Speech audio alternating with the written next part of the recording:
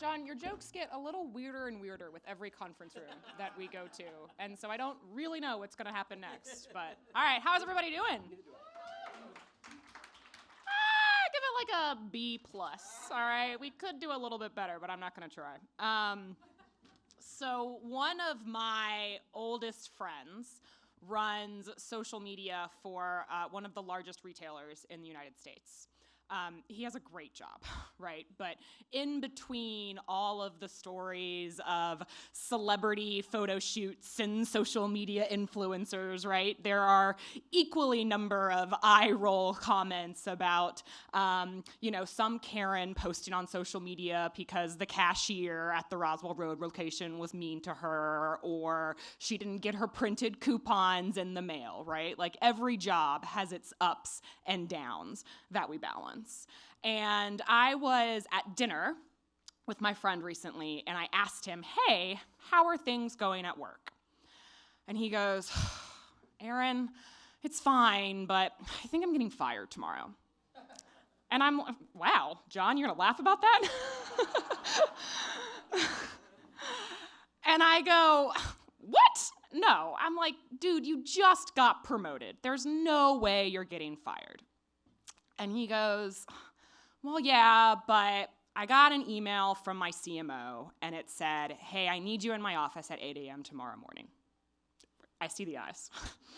And I'm like, ooh, well, the details don't look great, bud. But I put on my poker face, and I'm like, I'm sure everything will be fine. It's just overreacting, and we go back to dinner.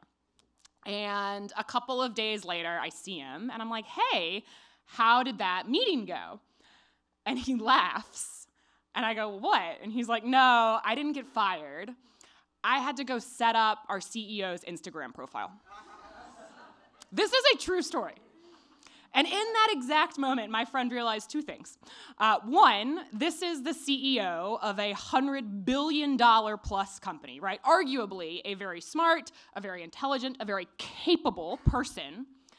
And this person knew when he needed to ask for help. And number two, my friend realized, wow, my job has way more visibility than I really thought it was, right? And this story, he's telling me it, and it got me to thinking about all of the things that we get caught up in during this 9 to 5 that have just literally nothing to do with our jobs, right? Or it got me to thinking about how worked up we get about all of these little things and how much time we spend on these like urgent, not important tasks. I mean, for 24 hours, my poor friend was stressed AF, thinking he was gonna lose his job over what this mysterious 8 a.m. meeting could be. Right? And then for the next 24 hours, he spent setting up the Instagram profile for a 55-year-old man.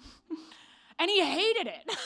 Like, not the opportunity. Like, it was the opportunity of a lifetime for him, that visibility that he got. But my friend didn't get into marketing to manage social media accounts for multimillionaires, right? He got into marketing because he loves to tell a good story. He got into marketing because he loves the power of a good creative that can just sometimes make someone smile. He got into marketing because he likes to make an impact, like even on those Karens who just troll him on social media about his brand. What are the things that you get caught up in during your 9 to 5 that keep you away from doing what you love? Nobody gets into marketing because they love PowerPoint decks. Nobody gets into marketing because they just thrive on maximizing shareholder value. Like, no one loves updating a Marcom calendar. Those are just things that we have to do. And sometimes we need to slow down. We need to unplug. We need to step away from all of that ish to really remember why we got into this business. And that's what these conferences are all about, to fall back in love with why we love marketing so much. So let's get into it. As a reminder, everything on this stage is recorded and on the record. A core element of what we do here at MediaPost is journalism. It is providing a platform to share the fine work that you guys are putting out day in and day out. But it is off the record, or it is at noon, when really the casual and the best dialogue start to happen. That's when we move into our roundtables, the cameras come off, right? We can get a little weird together, and we can dive into those enriching conversations about things that we've discussed on stage here today. And we're gonna have a great day. You're going to hear from Mondelez about how they are thinking about the long-term brand positioning for Oreos and Ritz and Honey Maid and what those brands could look like in 2030. And Sally, I have some ideas for you for Oreo flavors if you want to catch up later, right? There we go. And we're going to hear from Nerds Candy and the launch of their gummy clusters. And guys, I'm going to say it. They're better than Reese's Peanut Butter Cups. Hands down, right? And how this new innovative product, I missed it, but someone said something sassy, and I'm here for it. Just grumblings, just the grumblings, right? Now I'm off track. Oh, the gummy clusters. Oh, if you guys haven't tried them, we have a handful here today. They truly are the best candy I've ever had.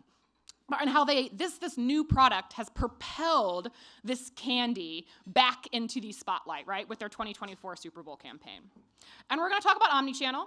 We have to, right? And how we can navigate and find customers when there are just more ways to shop and interact with them than ever.